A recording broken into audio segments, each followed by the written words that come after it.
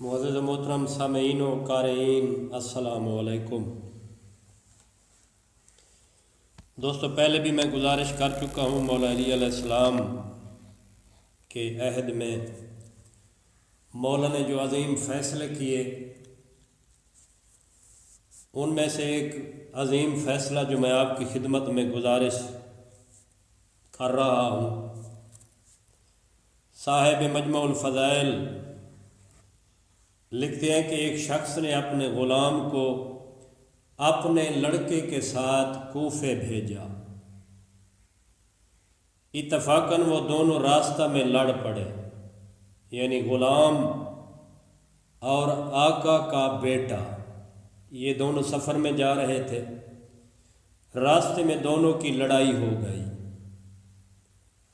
لڑکے نے غلام کو مارا تو غلام نے اپنے مالک کے لڑکے کو گالیاں دی اور یہ دعویٰ کیا کہ یہ لڑکا میرا غلام ہے، یعنی غلام نے دعویٰ کیا کہ یہ جو میرے ساتھ لڑکا ہے تھا تو وہ مالک کا بیٹا، لیکن اس غلام نے دعویٰ کر دیا کہ یہ میرا غلام ہے۔ اور بہت ہی خوبصورت انداز میں صاحب کتاب نے لکھا، جب یہ فیصلہ امیر المومنین حضرت علی ابن ابی طالب علیہ الصلوۃ والسلام کی بارگاہ میں پہنچا تو مولا نے کمبر سے فرمایا، یہ سامنے جو دیوار ہے اس دیوار میں 2 سوراخ کرو۔ کمبر مولا کا غلام تھا، اس نے فوراً دیوار میں 2 سوراخ کیے۔ مولا نے فرمایا، یہ جو آئے ہوئے بیٹھے تھے غلام اور دوسرا وہ لڑکا، جو غلام کہہ رہا تھا جس لڑکے کے متعلق کہ یہ میرا غلام ہے، مولا نے فرمایا ان 2 سوراخوں میں اپنے سر داخل کرو۔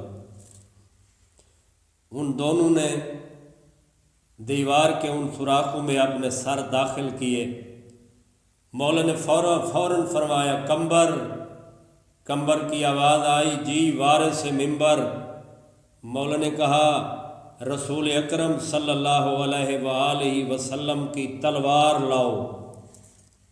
کمبر تلوار لے کے آیا۔ مولا نے فوراً کہہ دیا، کمبر دیر نہ کرو، ان میں جو غلام ہے اس کا سر کاٹ دو۔ سبحان اللہ، بس مولا کا کہنا تھا، مولا کے لب مبارک سے غلام کا لفظ نکلنا تھا، جو ان میں سے غلام تھا اس نے اپنا سر فوراً باہر کھینچ لیا، یعنی وہ سمجھا کہ اب میں قتل ہونے والا ہوں، کیونکہ تھا تو وہ غلام نہ، لیکن جو مالک کا بیٹا تھا اس کے اوسان خطا نہ ہوئے، وہ ٹینشن کا شکار نہ ہوا، وہ پریشان نہ ہوا، کیونکہ وہ دراصل غلام تھا ہی نہیں۔ تو مولا نے فوراً فیصلہ کر دیا، جس نے اپنا سر اس سوراخ سے باہر کھینچ لیا یہ دراصل غلام ہے، اور جس نے سر باہر نہیں نکالا یہ اس سردار کا بیٹا ہے جو کہ سردار ہے۔